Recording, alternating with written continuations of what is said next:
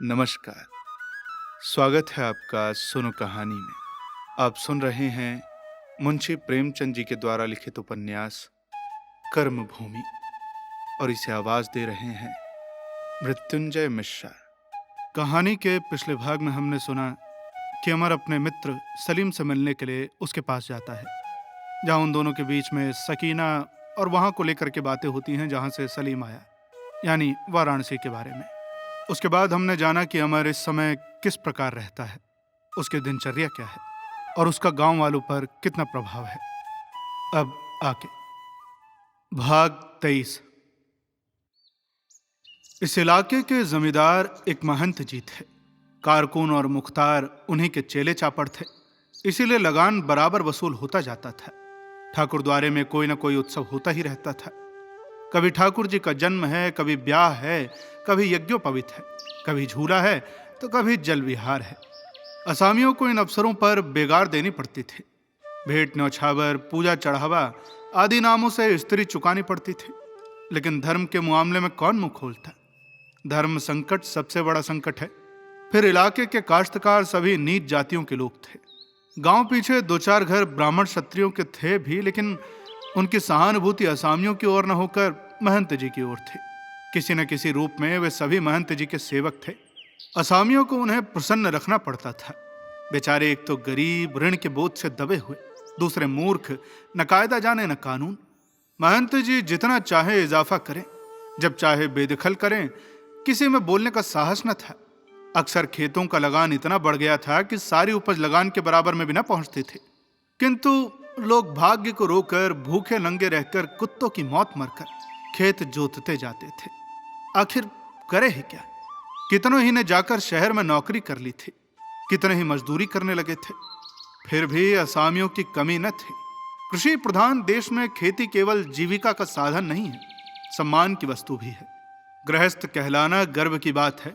किसान गृहस्थी में अपना सर्वस्व खोकर विदेश जाता है, वहां से धन कमा कर लाता है और फिर गृहस्थी करता है।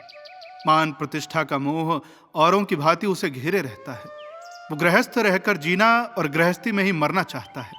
उसका बाल बाल कर्ज से बंधा हो, लेकिन द्वार पर दो चार बैल बांधकर वो अपने को धन्य समझता है।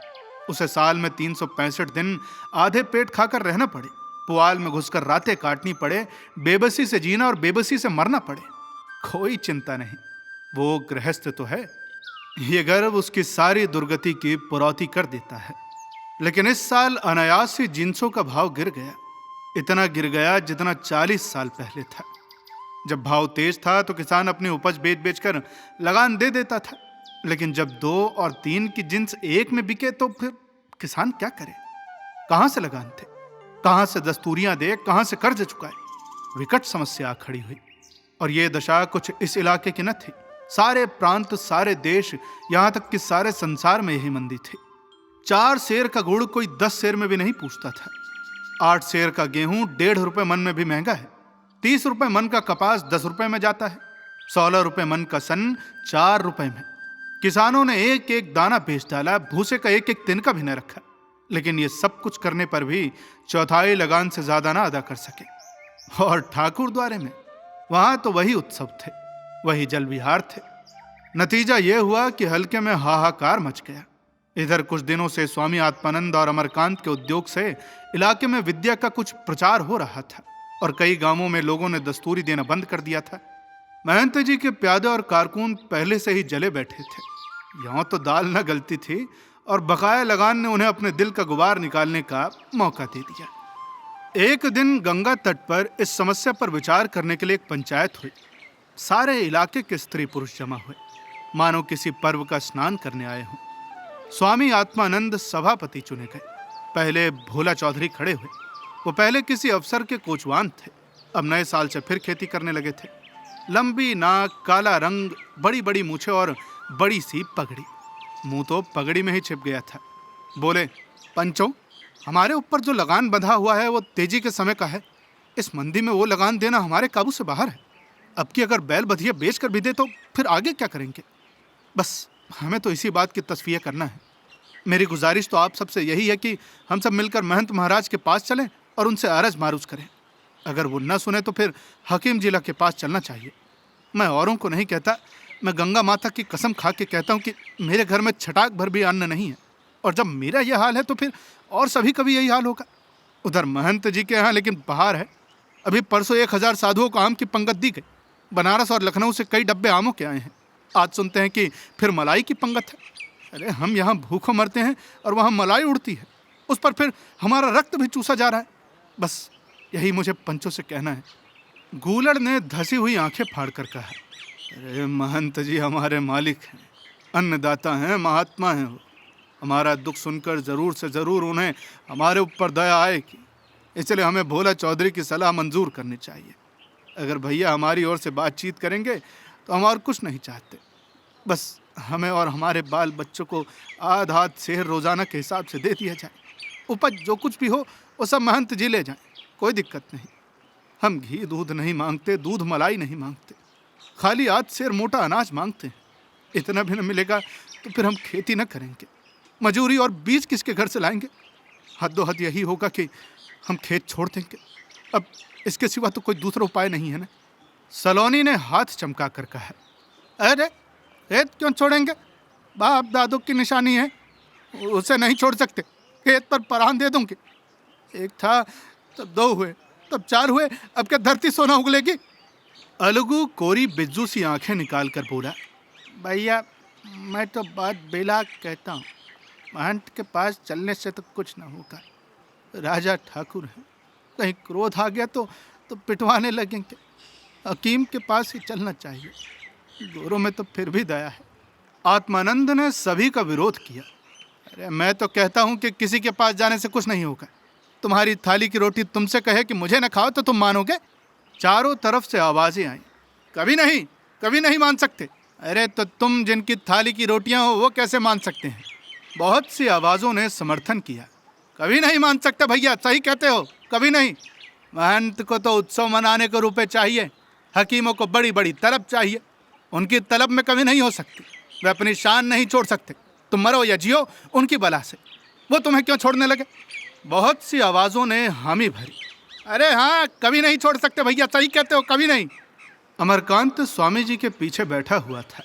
स्वामी जी का ये रुख देखकर घबराया, लेकिन सभापति को रोके कैसे? ये तो वो जानता था कि ये गर्म मिजाज का आदमी है, लेकिन इतनी जल्दी इतना गर्म हो जाएगा इसकी उसे भी आशा न थी। आखिर ये महाशय चाहते क्या है? आत्मानंद गरज कर बोले, तो अब तुम्हारे लिए कौन सा मार्ग है? अगर मुझसे पूछते हो और तुम लोग आज प्रण करो कि उसे मानोगे तो मैं बता सकता हूँ, नहीं तुम्हारी इच्छा। बहुत सी आवाजें आईं, अरे जरूर बतलाइए स्वामी जी, बतलाइए ना। अरे बतलाइए भैया। जनता चारों ओर से खिसक कर और समीप आ गई। स्वामी जी उनके हृदय को स्पर्श कर रहे हैं, ये उनके चेहरे से झलक रहा था। जन रुचि सदैव उग्र की ओर होती है।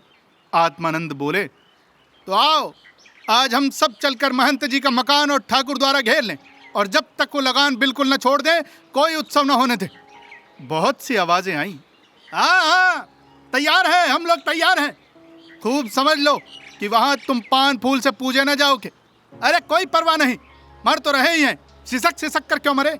हाँ सही बात है, तो इसी वक्त चलो हम दिखा दें कि। सहसा अमर ने खड़े होकर प्रदीप्त नेत्रों से कहा, अरे ठहरो। समूह में सन्नाटा छा गया, जो जहां था वहीं खड़ा रह गया।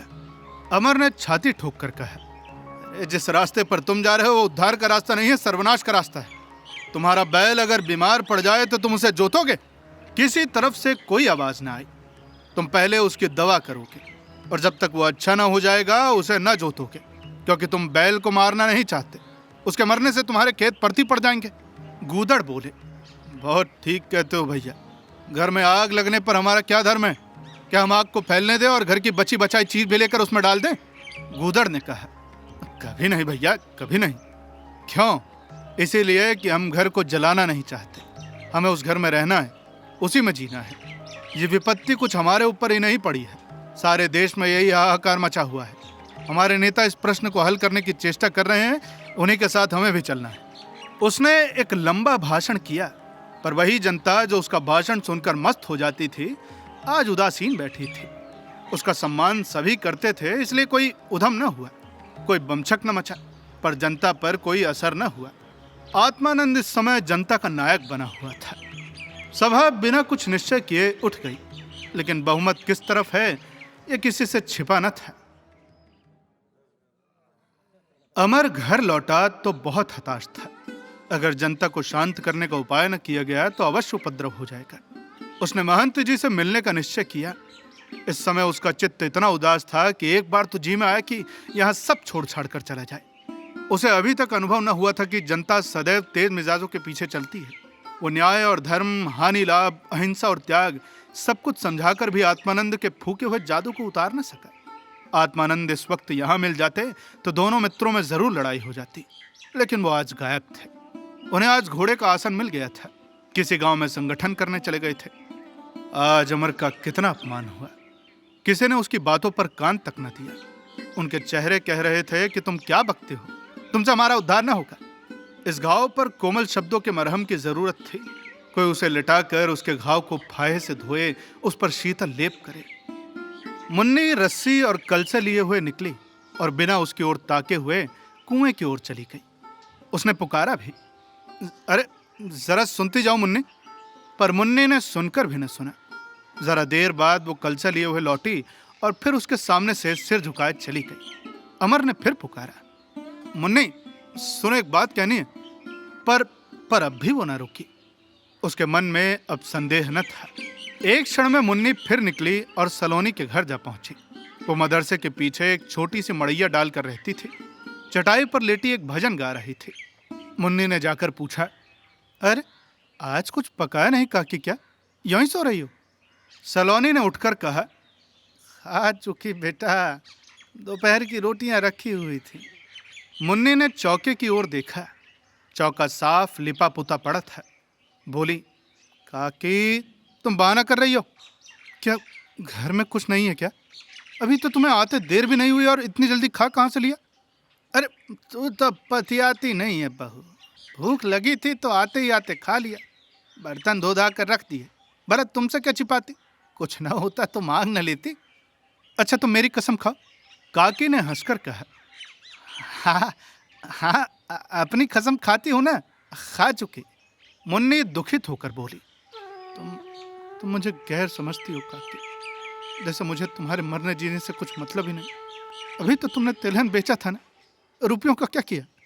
सलोनी सिर पर हाथ रखकर बोली, अरे भगवान, तिलहन था ही कितना, कुल 1 रुपया तो मिला। वो फिर कल प्यादा ले गया, घर में आग लगाए देता था। क्या करते, निकाल कर फेंक दिया। उस पर फिर अमर भैया कहते हैं कि महंत जी से फरियाद करो। अरे कोई नहीं सुनेगा बेटा, मैं कह देती हूँ। मुन्नी बोली, अच्छा तो चलो मेरे घर खा लो। सलोनी ने सजल नेत्र होकर कहा, अरे तू आज खिला देगी बेटी, लेकिन अभी तो पूरा चौमासा पड़ा हुआ है। आजकल तो कहीं घास भी नहीं मिलती। भगवान न जाने कैसे पार लगाएंगे बेटी। घर में तो अन्न का एक दाना भी नहीं है। डांडी अच्छी होती तो बाकी देख के 4 महीने निबाह हो जाता। इस डांडी में तो आग लगे आधी बाकी भी न निकले। अमर भैया को तू समझाती क्यों नहीं? स्वामी जी को बढ़ने ही नहीं देते। मुन्नी ने मुंह फेर कर कहा, मुझसे तो आजकल रूठे हुए हैं काकी, बोलते ही नहीं। काम धंधे से फुर्सत ही नहीं मिलती ना। घर के आदमी से भी बातचीत करने को फुर्सत चाहिए। जब फटेहाल आए थे तब फुर्सत थी, पर यहाँ जब से दुनिया जानने लगे, नाम हुआ, बड़े आदमी बन गए, तो अब फुर्सत नहीं है। सलोनी ने विस्मय भरी आंखों से मुन्नी को देखा। क्या कहती है बहू, वो तुमसे रूठे हुए हैं? मुझे तो विश्वास नहीं आता। अरे तुझे धोखा हुआ है।